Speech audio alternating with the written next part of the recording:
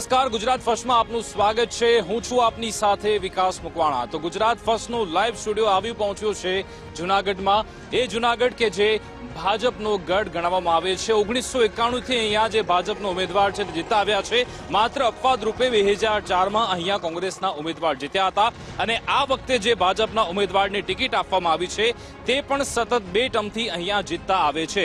વર્ષ 2014 કે પછી વર્ષ 2019 તેમને રિપીટ કરવામાં આવ્યા હતા। 2024 માટે પણ ફરી તેમને તક આપવામાં આવી છે અને આ ઉમેદવાર છે રાજેશભાઈ ચુડાસમા, જે આપણી સાથે જોડાઈ ચૂક્યા છે। સર, આપનું સ્વાગત છે ગુજરાત ફર્સ્ટ ન્યૂઝમાં।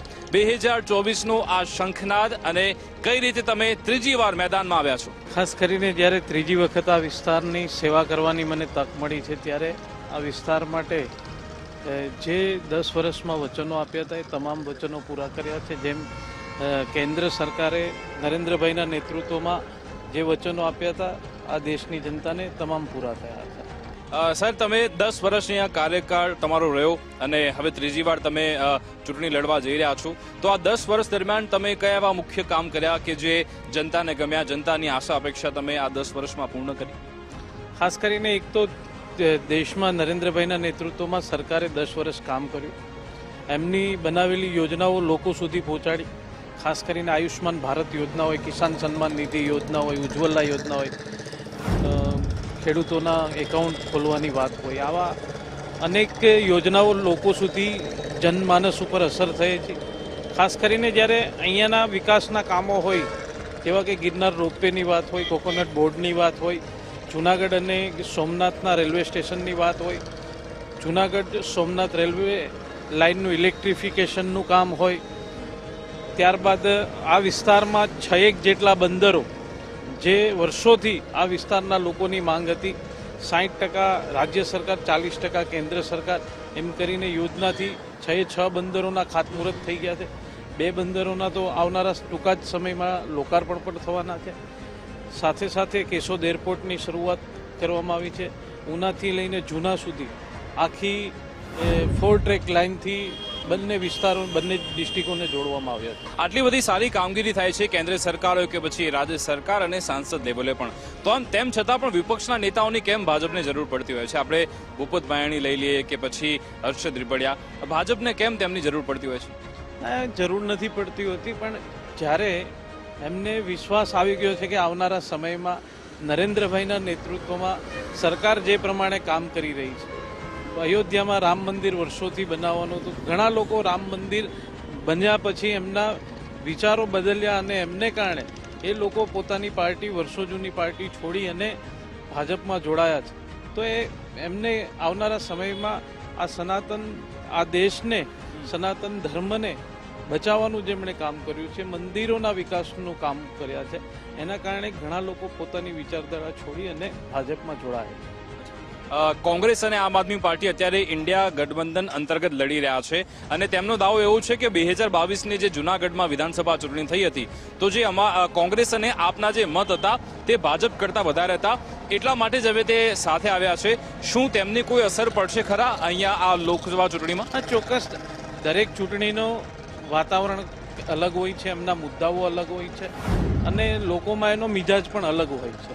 ત્યારે લોકસભાની ચૂંટણી આ દેશના નીતિ નિયમો અને કાયદાઓની ચૂંટણી છે, ત્યારે લોકો જે 10 વર્ષમાં નરેન્દ્રભાઈએ જે કામો કર્યા છે, અમે આ 10 વર્ષમાં આ વિસ્તારના કામો કર્યા છે, એના આધારે મતનું મૂલ્યાંકન થતું હોય ત્યારે મને વિશ્વાસ છે કે અહીંયાથી ખૂબ મોટી લીડથી ભારતીય જનતા પાર્ટીનો વિજય થવાનો। લીડની વાત કરી, 2 દિવસ પહેલા માનસિંહ પરમાર હોય કે પછી બારડ સાહેબ હોય, તેમના એવા ક્યાંક નિવેદન આવ્યા કે તમારે થોડી મહેનત કરવી પડશે, કેમ આવા નિવેદન આવી રહ્યા છે? મહેનત એટલા માટે કરવી પડે કે લોકસભામાં ચૂંટણીમાં મતદાન ખૂબ ઓછું થતું હોય, બૂથના કાર્યકર્તાઓને જેમ સામાન્ય ચૂંટણી હોય, ગ્રામ પંચાયતની હોય, નગરપાલિકાઓની ચૂંટણી હોય, એમાં જે ઉત્સાહથી મતદાન થતું હોય એ પ્રમાણમાં લોકસભામાં ઓછું થતું હોય અને એના કારણે અમે પ્રચાર દરમિયાન લોકોને વધારેમાં વધારે મતદાન કેમ કરે, કારણ કે 5 લાખની લીડ અમારે મેળવવી હોય તો અમારે બૂથના કાર્યકર્તાઓને નીચે સુધી ખૂબ મહેનત કરી અને લોકોને બૂથ સુધી પહોંચાડવા માટેની વાત કરવી પડતી હોય છે. કોંગ્રેસનો એવો દાવો છે કે 2017ની વિધાનસભામાં જે પરિણામ આવ્યા હતા સાથે 7 વિધાનસભા બેઠક કોંગ્રેસને મળી હતી, એટલે કોંગ્રેસનું કહેવું છે આ એ જ મતદારો છે કે જે આ વખતે 2024માં તેમને મત આપવાના છે. તમને આ દાવામાં કેટલી સત્યતા લાગી રહી છે તેના પર શું કહેશો આપ? હા, હું ચોક્કસપણે 2019ના પરિણામ ઉપર જઈશ કે 7 વિધાનસભાઓ અમે હાર્યા હતા. તેમ છતાં 7 વિધાનસભાઓ હાર્યા પછી પણ આ વિધાનસભામાં ગત 2014માં જીતા હતા એના કરતાં વધારે જીત્યા. 1,50,700 આજુબાજુ મતોથી અમે જીતા હતા. તો 7 વિધાનસભા હારવા છતાં પણ તો અમે પણ કહી શકીએ કે 6 વિધાનસભા અમે જીતેલા છે, તો અમે 5 લાખની લીડથી જીતી શકશું ને મને વિશ્વાસ છે કે અમે 5 લાખથી જીતવાના છે. અચ્છા, ભારતીય જનતા પાર્ટી આપના પર આટલો વિશ્વાસ કરે છે તેની પાછળનું કારણ શું છે? 2014માં તમને તક આપી, 2019માં પણ તક આપી. કોંગ્રેસની વાત કરીએ તો બંને વાર પૂજા વંશ આપની સામે લડ્યા હતા અને આ વખતે પૂજા વંશ નથી મેદાનમાં, તો તમારી પર ભાજપાનો આટલો બધો વિશ્વાસ તેની પાછળનું કારણ? એ હંમેશા કાર્યકર્તાઓને અલગ અલગ સમીકરણોના આધારે પસંદગી થતી હોય છે. પાર્લામેન્ટરી બોર્ડ આખરે નિર્ણય કરતો હોય અને હંમેશા જે કાર્યકર્તાને જવાબદારી મળે, ભારતીય જનતા પાર્ટીના આગેવાનો એમની સાથે રહી અને પરિણામ કેમ મેળવવું એના માટે પ્રયત્ન કરતા હોય. ત્રીજી વખત મારા પર ભરોસો મૂક્યો, પાર્ટીનો ખૂબ ખૂબ આભાર માનું છું. અમારા કાર્યકર્તા, અમારા આગેવાનોનો પણ ખૂબ ખૂબ આભાર માનું. અહીંયાના સ્થાનિકોની સમસ્યાની વાત કરીએ તો તમે પણ એક સમયે જુનાગઢ મ્યુનિસિપલ કમિશનરને પત્ર લખ્યો હતો કે રોડ રસ્તા અહીંયા બરાબર નથી, વ્યવસ્થિત કરાવો. શું આ બધી સમસ્યાઓથી લોકોને છુટકારો મળી રહ્યો છે ખરા? હા, ચોક્કસપણે આજે આપણે જે રોડ પર જઈએ છીએ એ એક સમય એવો હતો કે જુનાગઢ જવું હોય તો આખો દિવસ તમારે જવું. અત્યારે 1 કલાકના અંતરમાં તમે જુનાગઢ પહોંચી જાઓ. રસ્તા ખાસ કરીને જ્યારે મ્યુનિસિપલ કોર્પોરેશનની વાત આવતી હોય, ભૂગર્ભ ગટર યોજનાનું કામ ચાલતું હોય, અલગ પાણીની પાઇપલાઇનોનું કામ ચાલતું હોય, એના કારણે ઘણી વખત સમયાંતરે કોઈ પણ ચોક્કસ તહેવારો આવતા હોય એના કારણે રોડને લોકોની સુવિધા માટે તૈયાર કરી નાખતા હોય, ફરી પાછા તોડવાનું થતું હોય અંડરગ્રાઉન્ડ પાઇપલાઇનને. એમના કારણે ઘણી મુશ્કેલીઓ વધતી હોય, પણ આવનારા સમયમાં ભૂગર્ભ ગટર યોજનાનું ઝોન વાઇઝ કામ ચાલુ છે અને વહેલી તકે એ કામ પૂર્ણ થઈ જાય, તમામ રોડ અને લોકોને સુવિધાઓ મળતી થઈ જશે. પ્રધાનમંત્રી મોદીનો પણ અહીંયા પ્રવાસ ગોઠવાઈ રહ્યો છે, ગુજરાત પ્રવાસ, અને જુનાગઢમાં પણ તે આવવાના છે. કેવી તેમની આ આખો પ્લાન હશે જુનાગઢ માટેનો? કેવો પ્રચાર રહેશે તમને? ખાસ કરીને જ્યારે નરેન્દ્રભાઈ સૌરાષ્ટ્રમાં પ્રવાસ માટે આવતા હોય ત્યારે ચોક્કસપણે કાર્યકર્તાઓમાં ઉત્સાહ હોય છે. સૌરાષ્ટ્રના તમામ સીટોનો પ્રવાસ એમનો છે, ત્યારે 2-3 લોકસભા ભેગી કરી અને એ પોતાની સભા કરતા હોય છે અને લોકોમાં ખૂબ મોટો ઉત્સાહ છે કે નરેન્દ્રભાઈ રામ મંદિર પછી ફરી પાછા આ વિસ્તારમાં આવે છે, ત્યારે એમને વધાવવા અને અમારી લીડમાં વધારો કરવા માટે જ્યારે આવતા હોય કાર્યકર્તાઓમાં ખૂબ ઉત્સાહ છે. તમને કયા મુદ્દા લાગી રહ્યા છે આ 2024ની લોકસભા ચૂંટણીના? કારણ કે રામ મંદિરનો મુદ્દો ખાસ ચર્ચાવામાં આવી રહ્યો છે, સાથે સાથે આપણે જે 5મી અર્થવ્યવસ્થા બન્યા તેના ઠેર ઠેર બેનર પણ લગાવવામાં આવ્યા છે, વેક્સિન લોકોને ફ્રીમાં આપવામાં આવી. શું આ જ મુદ્દા ઉપર મતદાન થઈ રહ્યું છે કે કોઈ ટ્રેન્ડ બદલાઈ રહ્યા છે? એ ખાસ કરીને 10 વર્ષમાં 2014 પહેલાનું ભારત અને 2014 પછીનું ભારત. આ કલ્પના કરીએ તો 2014 પહેલા પ્રધાનમંત્રી કોઈ પણ વિદેશ પ્રવાસે જતા તો એમને પણ કદાચ ખ્યાલ નહીં હોય, એમ દેશની જનતાને પણ ખ્યાલ નહીં. આજે નરેન્દ્રભાઈ વિદેશ પ્રવાસ જાય છે તો અહીંયાની પ્રજાને તો ખબર છે, પણ ત્યાં ભારતનું ભવ્ય સ્વાગત થાય, ભારતના પ્રધાનમંત્રી તરીકે નરેન્દ્રભાઈનું સ્વાગત થાય. આવું જોઈને લોકોમાં એક ઉત્સાહ છે. ખાસ કરીને મેં કીધું એમ કે નરેન્દ્રભાઈએ જે 2 યોજના છે, એક ખાસ કરીને જે આયુષ્માન ભારત યોજના છે, આ દેશની જનતાને એ એટલા માટે નાના પરિવારોને વરદાનરૂપ છે કે એમણે આ યોજનાથી પોતાના પરિવારમાં ક્યારેય કોઈ ગંભીર બીમારીઓ આવે એ વિચાર પણ ના કરી શકે, સારવાર ના થઈ શકવાને કારણે એના બીજા પરિવારના લોકો પણ બીમાર પડી જતા, એવી પરિસ્થિતિનું નિર્માણ હતું. ઘરમાં આર્થિક સગવડતા ના હોય, મોટી હોસ્પિટલમાં ના જઈ શકે. એ આયુષ્માન યોજના આ દેશની જનતા માટે વરદાનરૂપ છે અને એના કારણે જ હું તો એટલું કહીશ કે એ યોજના એક જ એવી છે કે કોંગ્રેસને ક્યારેય આ દેશમાં નેતૃત્વમાં નહીં આવવા. કોંગ્રેસ જ્ઞાતિગત સમીકરણ છે તેની વાત કરી રહી છે કે જે ઉમેદવાર છે કોંગ્રેસના હીરાભાઈ જોપડા તે કહી રહ્યા છે કે હું આહિર છું, વિમલ ચુડાસમા કોળી છે, એટલે કોળી મતદારો પણ અમારી સાથે આવશે, આહિર મતદારો પણ અમારી સાથે આવવાના છે, સાથે પાટીદારો, મુસ્લિમ મતદારો, દલિત મતદારો પણ કોંગ્રેસની સાથે આવશે. તેના પર આપ શું કહેશો? ખાસ કરીને જ્યારે દેશના પ્રધાનમંત્રી નરેન્દ્રભાઈએ એક વાત કરી છે કે આ દેશમાં સૌથી મોટી જાતિ છે યુવા, મહિલા, ખેડૂત અને ગરીબ, આ 4 જાતિઓ ખૂબ છે અને એ હંમેશા નરેન્દ્રભાઈની સાથે રહી છે.